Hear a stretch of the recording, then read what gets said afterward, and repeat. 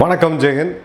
இன்றைக்கி நம்ம சேனலில் ஒரு மிக முக்கியமான அப்டேட், நிறைய கேள்விகள், இதில் நிறைய கிரிட்டிசிசம் இருக்கும், பாசிட்டிவாக எடுப்போம். ஏன்னா எல்லாமே நம்ம நாட்டுக்காக தான் நம்ம பேசுகிறோம். ஸோ என்ன அப்படின்றத பார்ப்போம். இந்தியா இப்போது செலவு பண்ணிகிட்டு இருக்கக்கூடிய இராணுவ பட்ஜெட் நம்மளுடைய ஜிடிபி பொருளாதாரத்தில் 2%. இப்போ பிப்ரவரி மாதம் ஜஸ்ட் ஒரு மாதத்தில் பட்ஜெட் வரப்போகுது. இதில் எல்லாருக்கும் ஒரு தேர்தல் காலங்களில் இந்த பட்ஜெட்டில் சலுகைகள் இருக்கும். போன வருடம் பார்த்தோம் அப்படின்னா இன்கம் டேக்ஸ் பே பண்ணுறவங்களுக்கு ரொம்ப பெரிய சலுகைகள் இருந்துச்சு.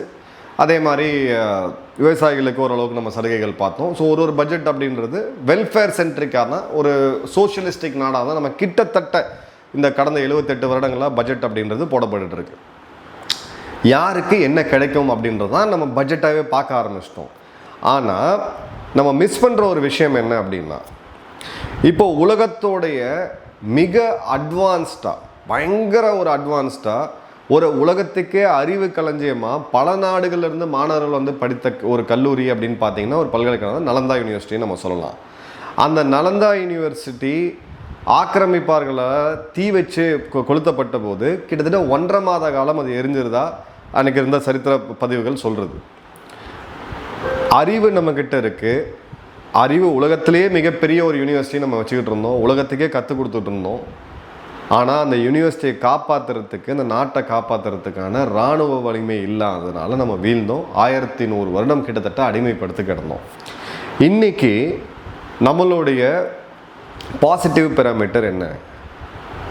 கிட்டத்தட்ட எல்லா துறைகளிலுமே வேகமாக வளர்ந்து வரக்கூடிய நாடாக இந்தியா இருக்குது. கடந்த 10 வருடங்களில் கிட்டத்தட்ட 35 கோடி மக்கள் வறுமையிலிருந்து மீட்கப்பட்டிருக்காங்க.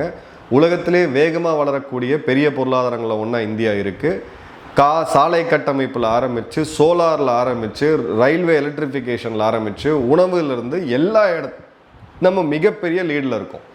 ஆனால் இந்தியாவுக்கு இருக்கக்கூடிய அச்சுறுத்தல், இதை பற்றி நம்ம ஏற்கனவே ஒரு வீடியோ போட்டோம். 2026 நம்ம என்ன அச்சுறுத்தல் இருக்குன்னு சொல்லிட்டு, எதிரிகளோட பலம் கூடிக்கிட்டு இருக்கு அப்படின்றத நம்ம மறுக்கவே முடியாது. உதாரணத்துக்கு 2 வருடம் முன்னாடி வரைக்கும் இல்லாத இந்த நம்மளுடைய செக்யூரிட்டி அந்த ரேடார்லேயே இல்லாத ஒரு நாடு துருக்கி. 2023 வரைக்குமே பார்த்தீங்கன்னா இந்த கடந்த 2-2.5 வருடங்களில் துருக்கி பங்களாதேஷுக்கு ஆயுதங்கள் கொடுத்துட்ருக்காங்க, மாலத்தீவுக்கு ஆயுதங்கள் கொடுத்துட்ருக்காங்க, இந்த பக்கம் பாகிஸ்தானுக்கு ஆயுதங்கள் கொடுத்துட்ருக்காங்க, இப்போ ஆப்கானிஸ்தானுக்கு ஆயுதங்கள் தரதை பற்றி பேசுகிறாங்க. ஸோ இந்தியாவை சுற்றி ஒரு ஸ்ட்ராங்கான மிலிட்ரி ப்ரெசன்ஸை இப்போ துருக்கி வைக்கிறாங்க. அதே சமயம் சைனா பார்த்தீங்கன்னா நம்ம ஏற்கனவே இதை பற்றி நிறையா டிஸ்கஸ் பண்ணியிருக்கோம். பாகிஸ்தான் பங்களாதேஷ் உறவு, நம்மளுடைய அச்சுறுத்தல், நாட்டுக்குண்டான அச்சுறுத்தல்ன்றது மிக மிக அதிகமாக போயிட்டுருக்கு. இப்போ இந்த சூழ்நிலையிலையும் ஏதோ ஒரு டைமில் நம்ம ஃபிக்ஸ் பண்ண ஒரு நம்பர், ஏன்னா இராணுவ பட்ஜெட்டை இது வரைக்கும் 2% அதிகமாக செலவு பண்ண ஒரே ஒரு பிரதமர் யாருன்னு பார்த்தீங்கன்னா திரு ராஜீவ்காந்தி அவர்கள். அந்த டைமில் தான் நம்ம அந்த மிராஜ் விமானங்கள்லாம் நம்ம வாங்கினோம். அப்போது ஒரு பெரிய கிரிட்டிசிசம் எழுந்தது, மக்களுக்கு செலவு பண்ணாமல் இராணுவத்துக்கு செலவு பண்ணுறாங்கன்னு சொல்லிட்டு. மக்களுக்காக தான் இராணுவமே இருக்குது. உக்ரைன் ஒரு இந்தியாவோட தனிநபர் வருமானம் அதிகமாக உள்ள நாடு, இந்தியாவோட ஒரு பெட்டர் விவசாயம் உள்ள நாடு. ஆனால் இராணுவத்துக்கு சரியாக செலவு பண்ணாமல், இராணுவத்தை வலிமையாக வைக்காமல் இன்றைக்கி என்ன நிலைமையில் இருக்கிறாங்கன்றது பார்க்குறோம். பொருளாதாரத்தை மட்டும் வளர்த்துட்டு அதுக்கு உண்டான பாதுகாக்கக்கூடிய ஒரு ஸ்ட்ராங்கான இராணுவம் இல்லைன்னா அந்த நாடு நிச்சயமாக வீழ்ச்சியை சந்திக்கும் அப்படின்றது எல்லாருக்குமே தெரியும். இருக்கக்கூடிய ஆட்சியாளர்களுக்கு, மக்களுக்கோட புரிதலுக்காக சொல்கிறேன். ஏன்னா இராணுவத்தில் நம்ம இன்வெஸ்ட் பண்ணுறது அப்படின்றது நம்மளுடைய பாதுகாப்பு. ஒரு வீடு கட்டுறோம், வீடு கட்டுறதுக்கு காம்பவுண்ட் போடுறோம், காம்பவுண்டுக்கு மேலே வேலி போடுறோம், சிசிடிவி போடுறோம். எதுக்கு? நம்மளுடைய வீட்டை நம்ம பாதுகாக்கிறதுக்கு. ஒரு கதவு வைக்கிறோம், பூட்டு வைக்கிறோம், இதெல்லாம் எதுக்கு நம்ம பண்ணுறோம்னா அந்த பாதுகாப்புக்காக. அதே தான் நாட்டோடைய பாதுகாப்புக்கு இன்றைக்கி இருக்கக்கூடிய நிலைமையில் 2% ஆஃப் த ஜிடிபி அப்படின்றது சரியா அப்படின்றது தான் மிகப்பெரிய கேள்வி எழுது. இதில் இருக்கக்கூடிய மிக முக்கியமான திங்க் டேங்க்ஸ், முன்னாள் பெரிய இராணுவ அதிகாரிகள், இருக்கக்கூடிய எக்ஸ்பர்ட்ஸ் எல்லாருமே சொல்கிறது, இந்தியாவுடைய மிலிட்ரி பட்ஜெட் அப்படின்றது குறைஞ்சது 5% இருக்கணும், மினிமம் 5% இருக்கணும். இது செலவு மட்டும் கிடையாது. ஏன்னா இந்த 5%ல் நம்ம கணிசமான அளவு ஆயுதங்கள் வாங்க போகிறோம். அந்த ஆயுதங்கள் அப்படின்றது உள்நாட்டு உற்பத்திக்கு தான் நம்ம ப்ரையாரிட்டி கொடுக்குறோம். PIL அப்படின்னு சொல்லக்கூடிய பாசிட்டிவ் இண்டிஜினஸ் லிஸ்ட் எடுத்து நான் நிறைய பேர் கோயம்புத்தூரில் ஷேர் பண்ணியிருக்கேன். அவ்வளோ ஐட்டம்ஸ் இப்போ இம்போர்ட் பண்ணுறதை நம்ம நிறுத்திட்டோம். இந்த பணம் அப்படின்றது நம்ம நாட்டுக்குள்ள சுழற்சியில் இருக்கும். இருக்கிறதுலே அதிகமான ரிட்டர்ன் ஆஃப் இன்வெஸ்ட்மெண்ட்ஸ் எங்கன்னு பார்த்தீங்கன்னா டிஃபென்ஸ் ஸ்பெண்டிங்கில் தான். ஸோ இது வெறும் செலவாக நம்ம பார்க்கக்கூடாது, நம்மளுடைய பொருளாதாரத்துக்கு ஒரு மிகப்பெரிய வளர்ச்சியை கொடுக்கும். இப்போது அரசாங்கம் கடன் வாங்குறாங்க, இல்லை நம்மக்கிட்டேருந்து டோல் வாங்குறாங்க, ஒரு ரோடை போடுறாங்க. அந்த ரோட்லேருந்து வரக்கூடிய ரிட்டர்ன் ஆன் இன்வெஸ்ட்மெண்ட்ஸ் வந்து 10, 15, 20 வருடம் 30 வருடம் கூட எடுக்கும். ஆனால் பாதுகாப்பு தளவாடங்களை பொறுத்த வரைக்கும் குறைஞ்சது பார்த்தீங்கன்னா ஒரு 3 to 5 வருஷத்துக்குள்ளே அந்த ரிட்டர்னை நீங்கள் மீண்டும் எடுத்துடலாம். ஸோ இது வெறும் ஒரு பாதுகாப்பு அச்சுறுத்தல் மட்டும் கிடையாது, எக்கனாமிக்குமே ரொம்ப ரொம்ப முக்கியமானது. இப்போது எந்த இடத்துல நம்ம ரொம்ப லேக் ஆகிறோம் அப்படின்னு பார்த்தீங்கன்னா, நம்மக்கிட்ட இருக்கக்கூடிய போர் விமானங்கள். Minimum strength, authorise strength 42 squadron வேணும் அப்படின்னா இந்தியா இப்போதைக்கு உடனடியாக தேவைப்படக்கூடியது 500 போர் விமானங்கள். இப்போ இந்த 500 போர் விமானங்களில் 114 நம்ம ரஃபேல் எடுத்துகிட்டு வரோம். தேஜஸ் எனக்கு அதை பற்றி தெரியல, ஏன்னா விமானப்படை தளபதியே வந்து ஒரு பப்ளிக் மீட்டிங்கில் கிட்டத்தட்ட அழுவக்கூடிய அளவுக்கு அவங்க போயிட்டாங்க. ஸோ இப்போ தனியார் துறைகளுடைய பார்ட்டிசிபேஷன் கண்டிப்பாக தேவை. ஸோ போர் விமானங்கள் நம்ம மிகப்பெரிய லெவலில் கொண்டு வரணும். ரெண்டாவது, கடற்படை எடுத்தீங்க அப்படின்னா இப்போ நம்மக்கிட்ட இருக்கக்கூடிய மிக முக்கியமான ஸ்ட்ராட்டஜிக் அசெட் அப்படின்றது நம்மளுடைய விமானம் தாங்கிய போர்க்கப்பல்கள். பட் அது ஒரு போர்க்கப்பலுடைய லைஃப் அப்படின்றது இன்னொரு 10 வருஷத்தில் முடிய போகுது. வெறும் ஒரு போர்க்கப்பலை மட்டும் விமானம் தாங்கிய போர்க்கப்பலை நீங்கள் வைக்க முடியாது. ஸோ இன்னொரு விமானம் தாங்கிய போர்க்கப்பலை கட்டமைக்கிறதுக்கு ஒரு 35,000 to 40,000 கோடி ரூபாய் தேவை. கடற்படை ரொம்ப ஸ்ட்ரகிள் ஆகுறது அப்படின்னு பார்த்தீங்கன்னா நீர்மூழ்கி கப்பல்கள், ஏர் ஏஐபின்னு சொல்லக்கூடிய இந்த தொழில்நுட்பம் உள்ள இது ப்ளஸ் நியூக்ளியர் சப்மரீன்ஸ் எதுவுமே நம்மக்கிட்ட பெரிய அளவு கிடையாது. இன்றைக்கி இதை இன்வெஸ்ட் பண்ணால் தான் அட்லீஸ்ட் அடுத்த 10-15 வருடங்களில் நம்ம வந்து இதை கட்டமைக்க முடியும். மூணாவது, இந்திய பங்களாதேஷ் எல்லை 4096.7 கிலோமீட்டர் எல்லை கொண்ட இடத்துல பார்டர் இன்றைக்கும் ஓப்பனாக இருக்குது. எத்தனை லட்சம் பேர், எத்தனை கோடி பேர் உள்ளே இருக்காங்கன்னே தெரியல.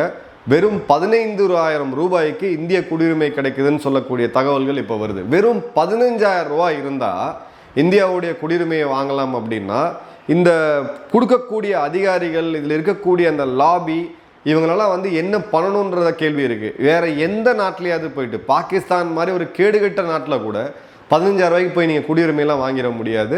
அந்த மாதிரியான நிகழ்வு இங்கே இருக்குது. ஸோ இந்த இடத்த அடைக்கணும் அப்படின்ற போது இந்த இடத்துல நம்ம கண்டிப்பாக ஸ்பெண்ட் பண்ணி ஆகணும். அடுத்தது, நம்ம இப்போ இருக்கக்கூடிய பார்டர் மேனேஜ்மெண்ட், அதில் ஸ்மார்ட் பார்டர், ஏஐ தொழில்நுட்பம் போன்ற பல இடங்கள் வேணும். அந்த இடத்துல நம்ம செலவு பண்ணணும்.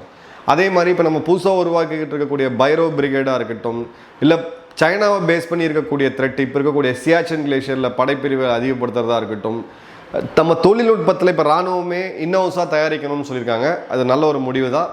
ஏன்னா வெளியில் இருக்கக்கூடிய சப்ளையர்ஸை மட்டும் நம்பி உட்காந்துருக்க முடியாது. ஸோ இராணுவம் ஒரு ட்ரோன் ஃபேக்ட்ரியை மிகப்பெரிய லெவலில் ஆரம்பிக்க போகிறாங்க. டு ஸ்டார்ட் வித் 30,000 to 50,000 ட்ரோன்கள் அவங்க ப்ரொடியூஸ் பண்ண போகிறாங்க ஒரு வருஷத்துக்கு. ஸோ இது எல்லாத்துக்குமே இன்வெஸ்ட்மெண்ட்ஸ் அப்படின்றது தேவை. அந்த இன்வெஸ்ட்மெண்ட்ஸுக்கு உண்டான நிதி எங்கே ஒதுக்கிடப்படும்னு பார்த்தீங்கன்னா நம்ம பட்ஜெட்டில் தான் ஒதுக்கிடப்படும். இந்த 2% நமக்கு ஆப்ரேஷனல் எக்ஸ்பென்சஸ் அதிகமாக இருக்குது. இத்தனை லட்சம் வீரர்களுக்கு பென்ஷன் மற்றும் அப்புறம் பார்த்தீங்கன்னா நம்ம அன்றாடம் இராணுவத்தை இயக்கிறதுக்கான ஆப்ரேஷனல் எக்ஸ்பென்சஸ்ஸு, மிச்சம் இருக்கக்கூடிய அந்த கேபிட்டல் எக்ஸ்பெண்டிச்சர் அப்படின்றது ரொம்ப ரொம்ப கம்மியாக நம்ம செலவு பண்ணிகிட்டு இருக்கோம். ஸோ இந்த இடத்துல இதை வந்து ரெவென்யூ எக்ஸ்பெண்டிச்சர்னு சொல்லுவாங்க. இந்த இடம்லாம் நம்ம மாறி வர வேண்டிய அவசியம் இருக்குது. ஏன்னா இராணுவத்தில் இன்றைக்கி முப்படைகளில் ஒரு இராணுவ தளவாடம் வேணும்னு சொல்லி அந்த ப்ரொசீஜரை ஆரம்பித்து அது கடைசியாக வந்து சேர்கிறதுக்கு மினிமம் 10 வருட காலம் இன்றைக்கும் எடுத்துக்கிட்டு இருக்கு. நான் திரும்ப சொல்லக்கூடியது, ரஃபேல் வாங்கணும்னு சொல்லி நம்ம எப்போ பிளான் பண்ணோம்? 2004 வாஜ்பாய் அவர்கள் இருக்கும் பொழுது. ஏன்னா அங்கே வந்து ஒரு பெரிய அப்கிரேட் நமக்கு தேவைப்பட்டுச்சு. அன்னைக்கு நம்ம ரஃபேலை வாங்கியிருந்தோம் 2008 அப்படின்னா நமக்கும் பாகிஸ்தானுக்கும் உள்ள இடைவெளி வந்து மிகப்பெரிய லெவலில் இருக்கும். ஏன்னா 2008-10 ஸ்டெல்த் விமானம்ன்றது கிடையாது, அமெரிக்காட்ட மட்டும்தான். அதுவும் பார்த்தீங்கன்னா F-22 ராப்டர் அவங்க வெளியில் கொடுக்க மாட்டாங்க. அப்போ அந்த இடத்துல நமக்கு 4.5ஆம் தலைமுறை விமானம் அப்படின்றது இருந்திருக்கும். அதோட மிட் லைஃப் அப்கிரேடு இப்போ நம்ம பண்ணியிருப்போம்.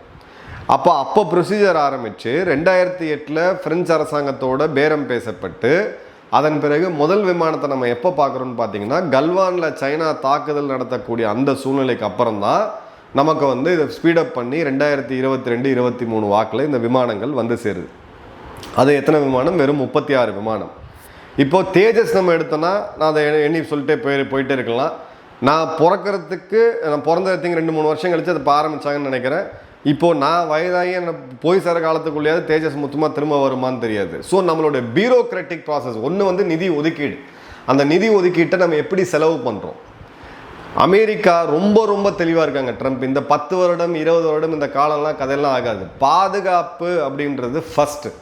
அப்போ அந்த பாதுகாப்பு ஃபஸ்ட்டுன்னு வரும்பொழுது இதை நம்ம ப்ரொசீஜர் வச்சுக்கிட்டு இப்போ நம்ம என்ன பண்ணிட்டு இருக்கோம்னா, ஒரு மனிதனை காப்பாற்றுறதுக்கு ஒரு ஹாஸ்பிட்டலுக்கு எடுத்துகிட்டு போனோம்னா, எமர்ஜென்சிக்கு எடுத்துகிட்டு போகணும், ட்ரீட்மெண்ட்டை பண்ணணும்னா அவனை காப்பாற்றணும்.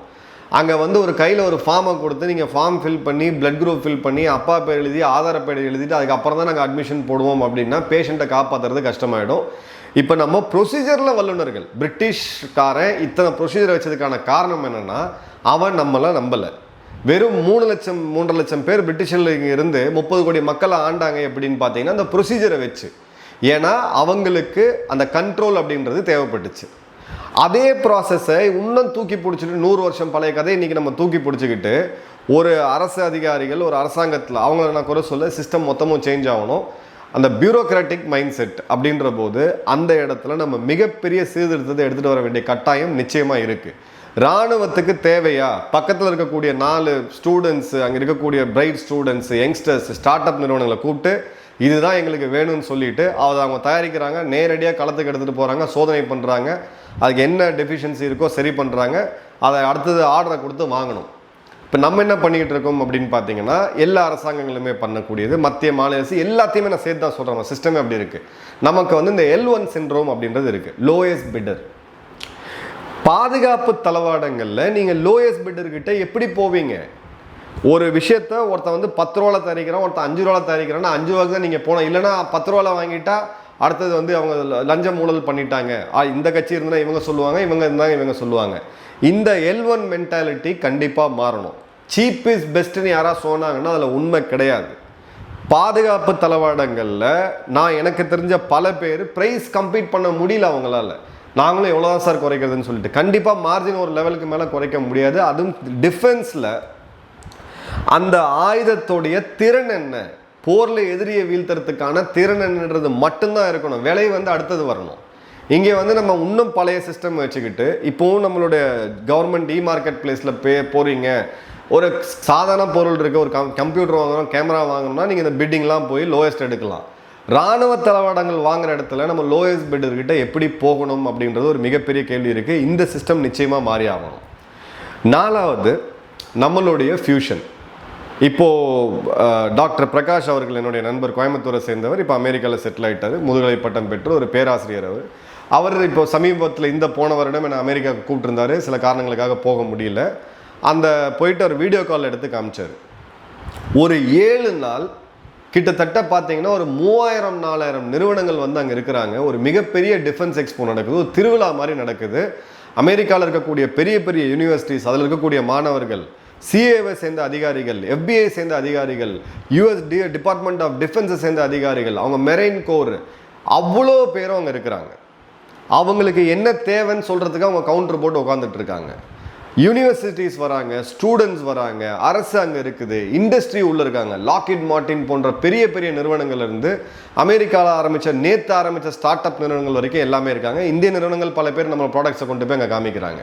இப்போ இந்த இடத்துல அடுத்த 5 வருஷத்துக்கு அமெரிக்க இராணுவத்துக்கு என்ன தேவை இருக்குது, அவங்க எதெல்லாம் தேடிக்கிட்டு இருக்காங்க, எந்த இடத்துல வந்து சிங்கிள் வெண்டர் சினாரியோ இருக்குது அப்படின்றது ஒன்று.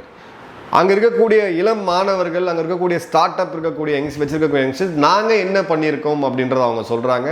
அகாடமி, கல்லூரிகள் அவங்க நாலேஜை உள்ளே எடுத்துகிட்டு வராங்க. தியரி, ப்ராக்டிக்கல், இண்டஸ்ட்ரீஸில் வரக்கூடியவங்க எதெல்லாம் எந்த அளவுக்கு கொண்டு போக முடியும்னு பார்க்குறாங்க. அதனால தான் அமெரிக்கா இன்னைக்கு நம்பர் 1 மிலிட்ரி பவராக இருக்குது. ஆயுத வியாபாரத்தில் நம்பர் 1 கோலிச்சதுக்கு காரணம் என்னென்னா இதுதான். இங்கே நம்ம பார்த்தோம் அப்படின்னு பார்த்தீங்கன்னா, ஒரு எக்ஸ்போவோ இல்லை ஏதோ ஒன்று பண்ணுறோன்னா சீஃப் கெஸ்ட் யார், அவரோட டைம் என்ன இருக்கும், யார் மந்திரி வருவா, யார் இவங்க வருவாங்க, யார் பெரியாட்கள் வருவாங்க, இதில் தான் இருக்குது. ஸோ இந்த நிலை கண்டிப்பாக மாறணும். இப்போது கடற்படையை நான் மிகப்பெரிய ஒரு சல்யூட் கொடுப்பேன். ஏன்னா கோயம்புத்தூரில் கடல் கிடையாது, ஆனால் நேவியோடைய ஒரு இண்டிஜினைசேஷன் செல் அங்கே இருக்குது. ஏன்னா கோவை நமக்கு மிக முக்கியமான தொழில் நகரம். கோவை மட்டுமே கிட்டத்தட்ட 500 பில்லியன் வர்த்தகத்தை பண்ண முடியும், அந்த அளவுக்கு பொட்டன்ஷியல் உள்ள ஒரு நகரம் கொங்கு ஏரியா பார்த்தீங்கன்னா. இப்போ அவங்க அங்கே உட்காந்து கடற்படைக்கு என்ன தேவை அப்படின்றத கைப்பிடிச்சு அவங்க சொல்லி கொடுக்குறாங்க. ஆனால் இது எல்லாமே நம்ம பார்த்தீங்கன்னா ஸ்கேட்டர்டான எஃபெக்டாக ஒரு இதுவாக இருக்குது. இன்றைக்கும் பல பேர் எனக்கு மெயில் பண்ணுறீங்க, எங்கே போகணும் அப்படின்றது தெரியல. இப்போ எனக்கே இது ஒரு பெரிய கடலாக இருக்குது. எந்த ஒரு துறை அதிகாரிகிட்ட பேசி அதுக்கப்புறம் அவர்கிட்ட ஃபாலோ அப் பண்ணி இந்த இருக்கக்கூடிய ஒரு காம்பனண்ட் இருக்குது சார், இவங்க புதுசாக ஒரு டெக்னாலஜி பண்ணுறாங்கன்னா ஒரு டெமோக்கு போய் நான் பர்மிஷன் வாங்கி நான் கொடுக்கறதுக்குள்ள இத்தனைக்கு அந்த சர்க்கிள் இருக்கக்கூடிய ஒரு அதே துறையில தான் நானும் வந்திருக்கேன். இன்றைக்கும் அது கஷ்டமாக தான் இருக்குது. ஸோ இந்த நிலைமை மாறணும். ஃபஸ்ட்டு நம்மளுடைய 5% ஆஃப் த ஜிடிபி நமக்கு இராணுவத்துக்கு நாட்டை காப்பாற்றணும். இதோட இன்வெஸ்ட்மெண்ட்டுக்கு ரிட்டர்ன் உடனடியாக வரும். 3லேருந்து 5 வருஷத்துக்குள்ளே கண்டிப்பாக வரும். இராணுவத்தோடைய உற்பத்தி துறை இந்தியாவில் மிக அளவில் வரணும். 2வது நம்ம இருக்கக்கூடிய அந்த பியூரோக்ராட்டிக் ப்ராசஸ் L1 சிண்ட்ரோம் மாறணும். 3வது இங்கே இருக்கக்கூடிய அந்த டிஃபென்ஸ் மற்றும் சிவில், இன்னைக்கு ஸ்டார்ட் அப் நிறுவனங்கள், ஸ்டார்ட் அப் இந்தியா கேம்பெயின் தொடங்கி 10 வருஷம் ஆச்சு. ஆனால் இந்தியாவுடைய ஸ்டார்ட் அப் பாருங்கள், இன்னைக்கு ஓலா இருக்குது, ஸ்விக்கி இருக்குது, உணவு, இது பாதுகாப்பு துறையில், டெக்னாலஜியில் எவ்வளோ ஸ்டார்ட் அப்ஸ் இருக்குது.